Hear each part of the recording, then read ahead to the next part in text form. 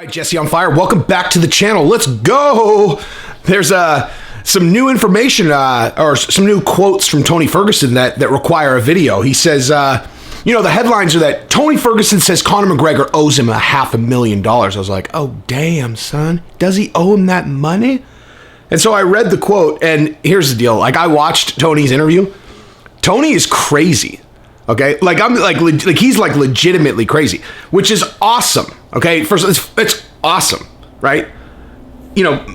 Most of the time, these fighters are actually just kind of normal guys, right? Like they're fighters, so obviously they're like not like normal people, but they are like normal people. Like when they get interviewed, whatever. Tony is not normal people. Like he's legit crazy, which is half the reason he's so awesome. I think. But let me just read this quote to you, all right? It's pretty long, so just bear with me, all right? So this first part was about him. You know what? I'm not even going to say what it's about because I want you guys to hear it, and then you tell me in the comments what you think it's about. All right, here you go.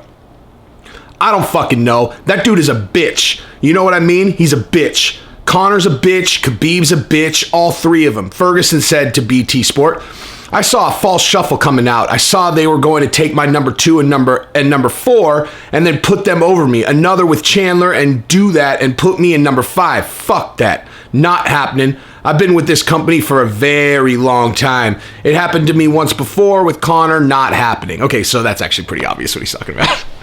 Right? He's talking about the rankings. But, and I would definitely agree that if you're going to stick Tony Ferguson at number 5, if you're going to put Michael Chandler in front of Tony Ferguson, you're out of your goddamn mind, okay?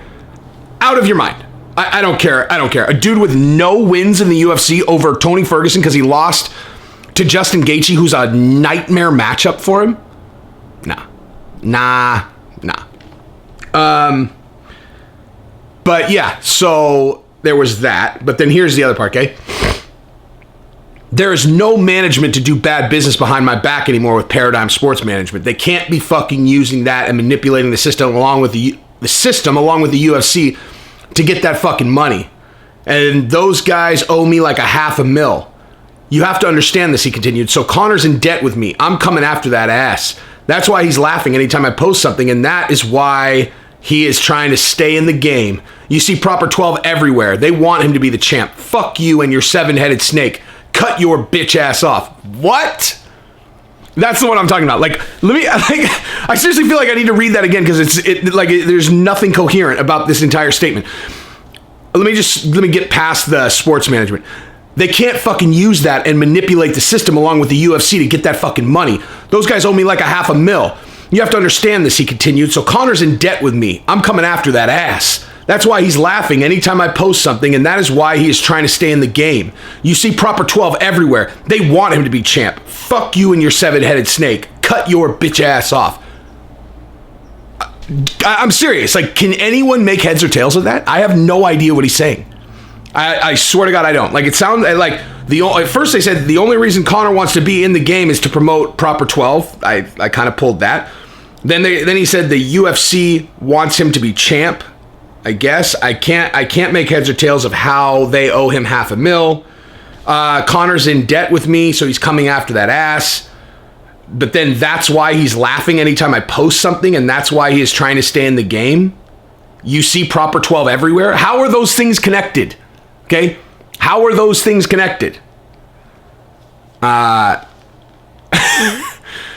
Seriously, how are those things connected?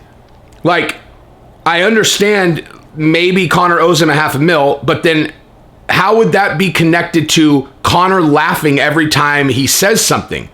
And then how would that be connected to why Conor's trying to stay in the game?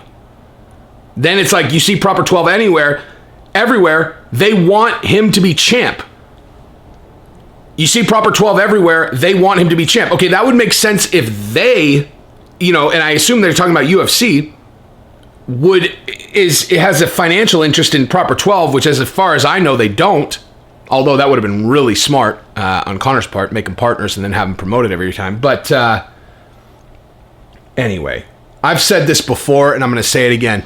Tony Ferguson is literally like if someone had a time machine and they went back to the Aztec times, right? And you had like this family of the most vicious warriors, like lineage of just killers, right? And everyone knows, right? Like the Fergusons are the most ruthless warriors in the entire tribe. None of that, they all get killed in battle when they're 60 after killing like 1,500 people, right? And then Tony was like 7 years old and they kidnapped him. And they took him back to modern times and they trained him in jiu-jitsu, Muay Thai, and every other combat sport. And they were like, now go fight in the UFC, little Aztec warrior. Like, that's what I think of when I look at Tony Ferguson. Like, I'm just like, he's just an Aztec warrior that they kidnapped and brought to modern times and trained to be a killing machine. So, yeah, I don't know. I think he's hilarious. I can't make a goddamn lick of sense of anything that he said in this statement, but maybe Conor owes him $500K. Who knows? Who knows? I'll tell you this, I'm going to watch them fight. Anytime Tony Ferguson fights, I'm going to watch. Anytime Conor McGregor fights, I'm going to watch. And I'm going to say this again. If Tony and Conor both win their fights in impressive fashion, that is the only way that UFC has an even moderately confusing,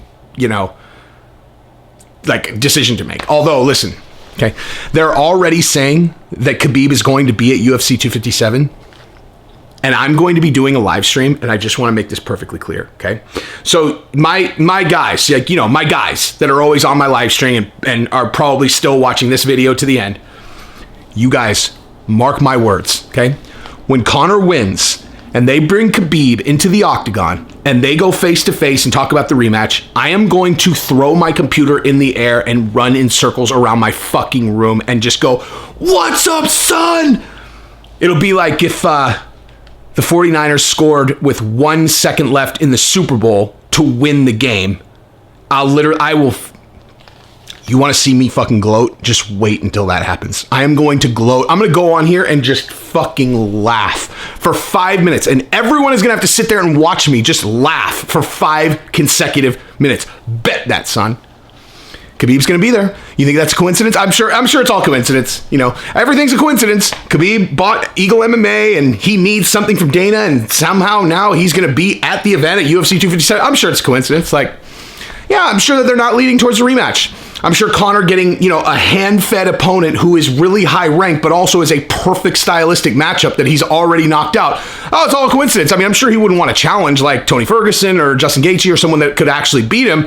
They'll give him Dustin Poirier, who is like tailor-made to get knocked out by Conor McGregor. So, I'm sure all of these things are coincidences, especially given that the Khabib and Conor rematch will be the biggest fight in the UFC history. Like, I'm sure Dana's not thinking about that, you guys. Like, I'm sure. He's probably setting up a GSP fight, most likely. And I'm sure when Ali Abdelaziz said GSP, that wasn't misdirection on the day that they signed well, no, there wouldn't be a bout agreement until Conor wins.